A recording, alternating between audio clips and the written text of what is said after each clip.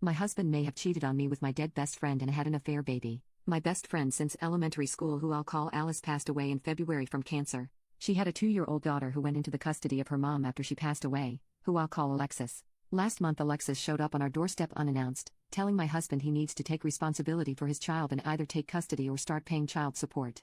She says that Alice had told her when her daughter was born who the father was, but didn't want anything to do with him. To answer the inevitable, Alice was a traveling nurse and made a lot of money, which is the only reason I can think of for why she didn't go for child support.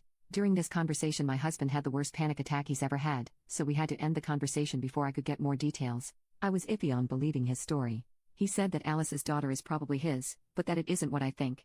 Almost 3 years ago we threw a large housewarming party as we just moved into our dream home. Alice was in town, and set to be at the party, but I was called into work before she got there. I didn't get back till after 3 a.m. The party was winding down. My husband had passed out upstairs, and Alice had already left the party, which at the time I did find strange as we hadn't seen each other in months. My husband claimed he woke up in the middle of the night to Alice on top of him, but he passed out again before he could say anything. He claimed he never told me because he was worried I wouldn't believe him, which I don't know if I do. He showed me some texts he sent his best friend the next day asking for his advice about him thinking someone R-worded him, but if he cheated he could have had that conversation as evidence, especially since he never said Alice specifically.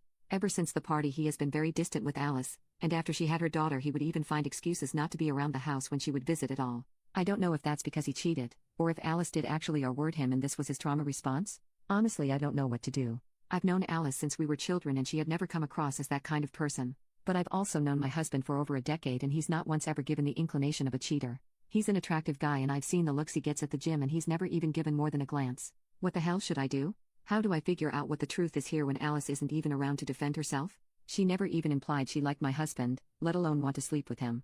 I told my husband he needs to get a DNA test before anything is decided on the child's part, but in the meantime he needs to move out while I think about what I'm going to do here. Relevant comments. Women go decades without admitting when they are R-worded because of fear of people not believing them. I'm gonna be honest, men will go twice as long and preferably take it to the grave because almost always and automatically told it's not even possible for a man to be R-worded. I know you have to go on instinct, but his story makes sense with the text he sent his friend. He also would hope to never be around the woman he is sure R-word him again, which is why he made himself scarce after the fact. If he's a smart man like you claim, he would not have wanted you alone with Alice basically ever because she could reveal an affair. He would have tried to separate your bond. Instead he hid, because she couldn't really say she R-word him. You say she wasn't a fan of his at all. She thought you could do better. So why wouldn't she spin it as he came onto her? It's because she was the one in the wrong. Update: I've come to the realization that my husband is being truthful. My best friend R-worded him. Several people pointed out that with Alice not liking my husband, if it was an affair, she would have told me when she was dying, if only to separate us. You're absolutely right. I was there, in the room while she passed. I held her hands for days, we talked about so much. If it was just an affair, she would have told me. But if she R-worded my husband, she wouldn't have said a word. That's the type of thing horrible people take to the grave. I've also come to the realization that I made a terrible mistake asking my husband to leave for a few days while I gather my thoughts. Not to make excuses, but losing my best friend to cancer, a long cancer fight at that, was brutal. To say that I was devastated wouldn't do it justice. That it happened only 6 months ago, I'm still feeling it every day. So to have this thrown on me, it's like I'm losing her all over again. Either she betrayed me, and F my husband, or she betrayed me and R-worded my husband. Not only have I lost her, but now I've lost the good memories, an entire lifetime's worth. It was impossible for me to look at him and not also see her, and be struck with the horror and realization of that loss all over again. I felt I needed to be able to break down, grieve, and think without the fresh wave of loss I got every time I saw him. As for the baby, we of course spoke with a lawyer, and my husband was very adamant about not having anything to do with the child, but was willing to offer financial support as needed. So we agreed to do a DNA test immediately to prove paternity, and then go from there. To everyone's surprise, Alice's daughter is not my husband's. We ended up testing twice, both very definitive. The first test we performed ourselves as mentioned, and another after Alexis refused to believe the first test, and took my husband to court for child support. For a single second this whole thing made me second guess if my husband was R-worded, that this could have been her way of forcing my husband to admit to an affair. But after talking with Alexis, I don't think that was the plan.